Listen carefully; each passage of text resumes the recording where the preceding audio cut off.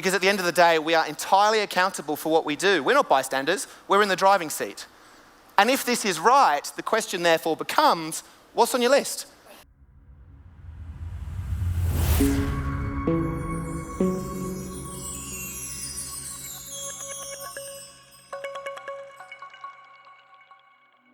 One of my close friends, a guy called Chris, who I'd grown up with, had very suddenly and very tragically passed away overnight. And that moment made me ponder a lot of questions immediately. Why am I here? What am I doing? Whatever it is I am doing, am I doing it well? But the one thing that stuck in my head was simply this notion. If Chris knew that he only had 24 years on earth, would he have lived the same way if given another chance? Would he have changed anything? Was he happy?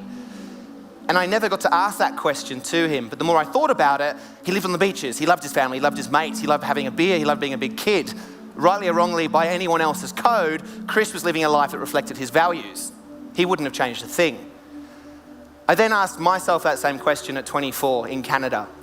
Looking back at my life, could I honestly say that I was living a life that I was happy with? Or would I change everything?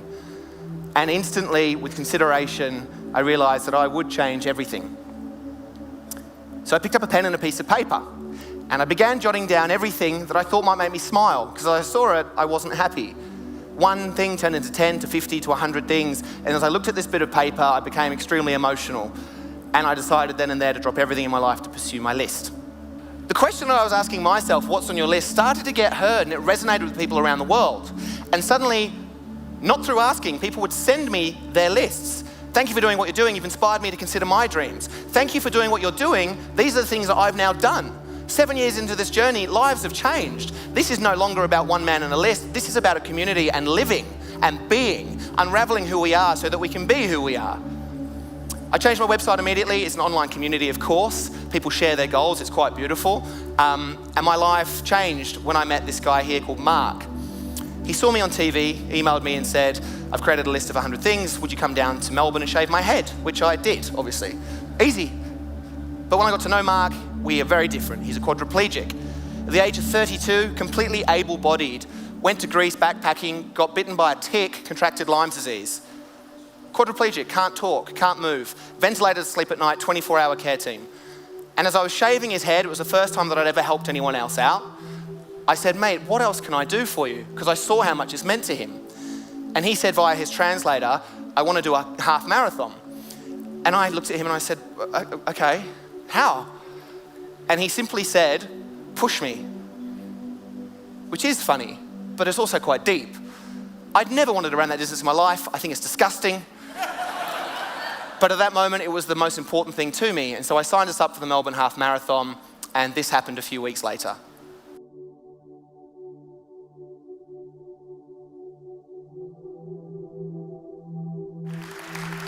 Helping someone was the greatest thing I've ever done. First myself, and then somebody else.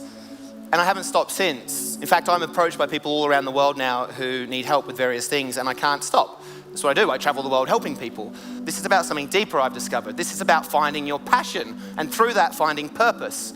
This is about growing in every day, in every way. And I think it's about connection with each other, of course, but I think firstly with yourself.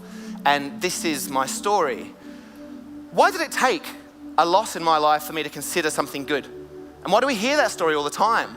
Someone's diagnosed with an illness, let's call it cancer. Someone's involved in a car crash. And if they're lucky enough to survive, they're the ones that jump out of bed and climb a mountain or write a book or propose to a loved one or start a company or learn how to play ukulele. Why should it take a dark moment to consider a light moment? And I don't think it should. There are many people who I've met who've done amazing things, some of which are in this room. And it seems the only difference between someone who does and someone who doesn't is this word, permission. They give themselves permission to consider what's important to them. With that, they acknowledge their values, who they are as a person, and they identify goals. And when you have that goal, that meaningful goal, it's just a choice to pursue it. Life is about choices. You choose to be here, you choose not to be here. Because at the end of the day, we are entirely accountable for what we do. We're not bystanders, we're in the driving seat. And if this is right, the question therefore becomes, what's on your list? Have you considered this? If you know in your head something right away, that's great, awesome. If not, Why not? And it could be anything. It could be something personal, could be something professional, could be within the community. It could be something, we're all different. It's a relative concept, it's beautiful, we're all so different. It could be something that scares you or challenges you, it could be financial, experiential, it doesn't matter, it could be all of these things. The only thing of importance is that you know what it is for you.